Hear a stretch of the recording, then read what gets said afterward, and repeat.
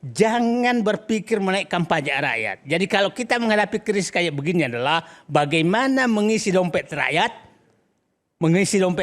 dan tidak mengeluarkan uang dari dompet rakyat. Itulah solusi sehingga BBM tidak naikkan agar dompetnya Bung Aiman tidak selalu banyak keluar kalau datang ke SPBU. Dan jangan sampai itu dinaikkan pajak untuk mengeluarkan dompet. Itulah solusi. Tapi kita yang penting rakyat itu supaya tenang. Itu belajar dari rakyat Iran itu. Lagi ada perang pun supermarket masih biasa masih tenang. Jadi kita dan kaget tenang. Juga ngelihat visual di sana, ngelihat situasi di Teheran, itu kayak nggak ada perang. Iya, kayak nggak ada perang. Orangnya tenang betul itu, berusaha betul setenang-tenangnya gitu. Orangnya itu, ya kan?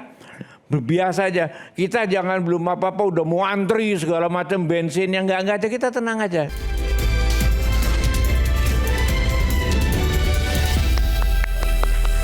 Sampai pada sesi terakhir di Rakyat Bersuara, saya mulai dari Profesor Antoni Budiawan. Silakan, Prof.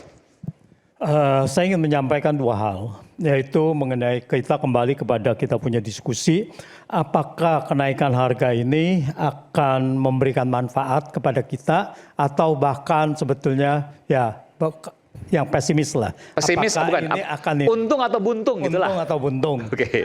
Nah, kalau kita lihat begini, sebetulnya kita ada ada historical data juga di situ, yaitu dari tahun 2020 sampai 2022. Pada tahun 2022 itu harga komoditas naik semua ya, naik tinggi sekali. Pada tahun 2022 itu kita punya penerimaan negara itu meningkat 600 triliun, 400 triliun lebih atau 600 triliun gitu. Oke, di situ ada kenaikan PPN 1 April 2022 dan harga minyak pada 3 September 2022. Tapi kenaikannya itu cuman kalau harga minyak saya lagi menghitung cuman 38 triliun. Lalu kenaikan PPN itu sekitar 1% atau 10% dari kita punya PPN, yaitu sekitar palingan 50 triliun. Berarti ini kenaikan dari harga komoditas, pada saat itu seluruh harga komoditas naik, itu memberikan surplus kepada kita punya APBN. Tetapi perlu diingat bahwa kenaikan harga komoditas di 2022 adalah yang naik tinggi adalah mineral dan batu bara. Bahwa minyaknya tidak begitu naik tinggi. Nah, sekarang pertanyaannya, apakah ini akan sama juga atau tidak kenaikannya antara minyak dengan batu bara dan yang lainnya? Kalau saya rasa tidak, saya rasa minyak ini kenaikannya akan lebih banyak. Karena yang lain tidak ada disrupsi daripada supply. Di sini ada disrupsi daripada supply. Jadi menurut saya ini masih bisa secara total kita punya APBN masih under pressure gitu, mendapatkan tekanan berat. Itu pertama, ini yang harus diantisipasi. Terus yang kedua, tadi yang dikatakan apakah kenapa kita harus menyalahkan MBG terus gitu. Kan sebetulnya ada yang lain-lainnya yang kita sudah juga bahas dan juga itu sudah ada pengurangan-pengurangan dari anggaran belanjanya. Nah begini, bahwa MBG ini pertamanya sebetulnya belum sampai 335 triliun pada tahun ini saja. Sebetulnya itu masih di spread gitu kan. Itu sampai 2029 tetapi diakumulasi pada tahun ini. Tetapi apa dampaknya bahwa ini sudah diakumulasi? Dampaknya adalah yang tadi bahwa kita punya transfer ke daerah itu kan dikurangin gitu. Itu ada trade off gitu. Jadi karena apa? Karena kita punya fiskal ini sudah sangat sempit. Oleh karena itu kalau kita mau memberikan kepada MBG lalu ada biaya belanja yang harus dikurangin. Saya tidak mengatakan yang mana yang lebih baik, tetapi ada ini sudah diberikan prioritas kepada MBG. Nah, tapi saya mau kembali kepada yang tadi Prof. Susi katakan, yaitu bahwa ini bahayanya karena harusnya kita memperkuat lokal. Nah, dengan TKD dikurangin berarti lokal kita tambah tidak kuat. Nah, ini yang lebih berbahaya lagi gitu. Demikian, terima kasih. Oke, baik. Tadi kemudian punya data soal daerah terkait dengan alokasi TKD dan bukan closing statement ya? Closing. Tapi nggak apa-apa, nanti dijawab aja. Oh gitu. Sekaligus bisa menjawab data ini? Sebenarnya saya ingin fokus pada apa namanya, kalau kita bicara soal Dijawab dulu nggak apa, nanti baru fokus ke yang lain boleh. Iya.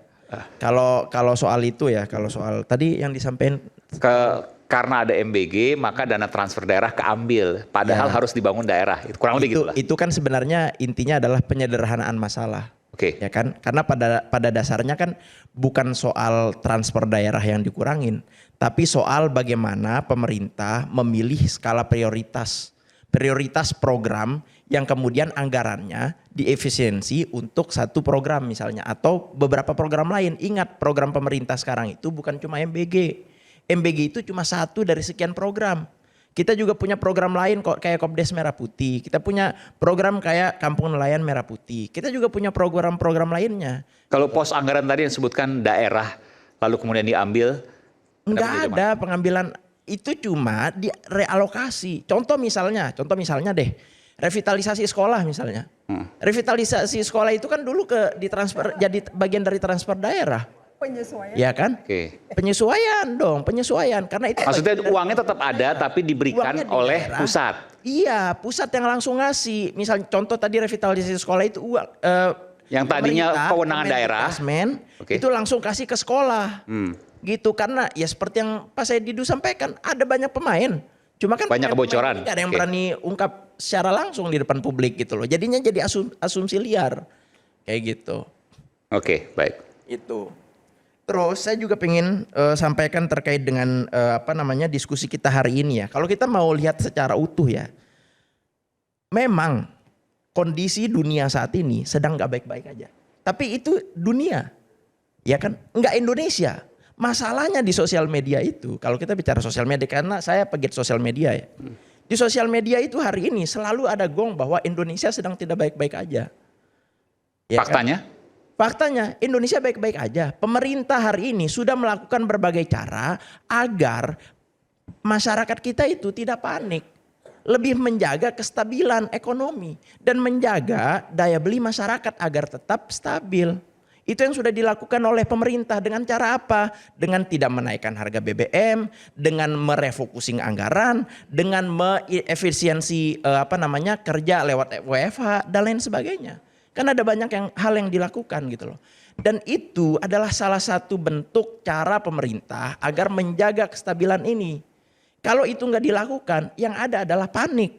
Ketika itu panik, maka semuanya nggak stabil gitu loh. Itu yang tidak diharapkan. Dan secara langsung pemerintah sudah melakukan itu gitu. Oke, baik. Selamat, Bu Said. Nanti Prof. Susi terakhir untuk gong. Ya. Saya melihat begini. Dua fakta yang kita tidak bisa hindari. Satu, Presiden Prabowo menerima warisan yang sangat berat, harus membayar utang 1.400 sampai 1.500 triliun. Fakta. Fakta kedua, bahwa perang Iran dengan Amerika dan Israel menyebabkan harga komoditas naik dan stabilitas supply terganggu. Itu fakta. Solusi adalah kebijakan. Disitulah kita menunggu kebijakan-kebijakan yang cerdas dari Presiden untuk menyelesaikan dua fakta ini. Nah, kita lihat pemerintah sudah ngambil sikap. Kita semua sepakat bahwa ini dari dua fakta itu beban fiskal menjadi sangat berat. Tidak ada yang bantah itu. Beban fiskal menjadi sangat berat. Nah, sekarang kalau beban fiskal berat, maka solusi harus dua solusi. Cari pendapatan yang tidak membebani rakyat. Dan kedua adalah lakukan penghematan yang tidak berdampak kepada rakyat. Itu namanya dua solusi. Nah, saya melihat sekarang pemerintah mengambil sikap sekarang. Dia memilih tidak menaikkan BBM dan pasti akan menambah beban fiskal. Oke? Karena dia tidak menaikkan BBM. Dia pilih itu dan saya setuju itu, Bu. Karena kalau dia naikkan maka rakyat yang akan kena. Nah sekarang, mulai besok menurut saya, Presiden tinggal duduk, saya nyari uang dari mana nih untuk beban fiskal ini. Oke? Nah beban fiskal dari mana? Yang saya katakan tadi, batu bara yang dapat windfall naikkan pajak ekspornya. naikkan produksinya dari 600 juta ton menjadi kembali mendekati 2025 800 juta ton. Maka itu akan menambah pendapatan. Pungut semua pajak-pajak yang dibebaskan sekarang. Nikel naikkan, semua naikkan. Nah, itu enggak masalah karena itu tidak terkait dengan rakyat. Dan saya pertambang juga enggak masalah karena windfall. Pada saatnya membuat studi kelayakan harga tidak segitu adalah sangat naif kalau ada windfall tidak dipungut negara. Kan? Windfall itu bahasa Indonesia rezeki nomplok gitu lah. Rezeki nomplok, rezeki nomplok. Nah, rezeki nomplok dari perang. Nah, jadi menurut saya tinggal duduk itu dari batu bara dapat berapa, dari tembaga dapat berapa, dari nikel dapat berapa, dari boksit dapat berapa, itu gunakan semua untuk menutupi beban fiskal. Kalau perlu ada lebihnya, bayar utang supaya beban utang berkurang. Artinya bisa itu, artinya bisa. Kenapa? Bisa dilakukan dan itu optimis untuk Indonesia. Biasa, bisa. Oke. Pajak CPO naikkan lagi. Kan windfall juga 20% tuh. Sekarang 1.000 hampir mendekati $1.200 per ton. Biaya produksi CPO itu 500 sampai $600 Oke.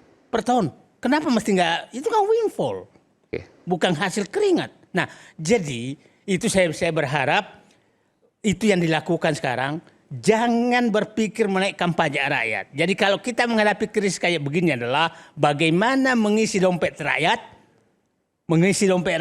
dan tidak mengeluarkan uang dari dompet rakyat. Itulah solusi sehingga BBM tidak naikkan agar dompetnya Bung Aiman tidak selalu banyak keluar kalau datang ke SPBU. Dan jangan sampai itu dinaikkan pajak untuk mengeluarkan dompet. Itulah solusi. Jangan mengambil uang dari dompet rakyat dan usahakan isi dompet rakyat itu. Itulah solusi krisis. Manfaatkan rezeki nomplok itu kurang lebih. Oke, baik. Oke, saya ke Pak Fuad, silakan. Soal windfall profit itu rezeki nomplok itu tadi. Iya. Saya pikir itu memang perlu untuk diterapkan. Dan nggak usah khawatir itu selalu ditakut-takuti kita itu.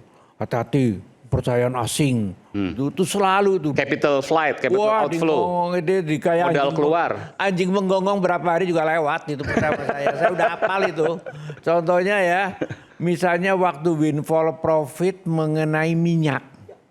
Dulu itu pembagiannya 65 dan 35. Waktu ada windfall profit, Pak Harto pikir enak aja ini.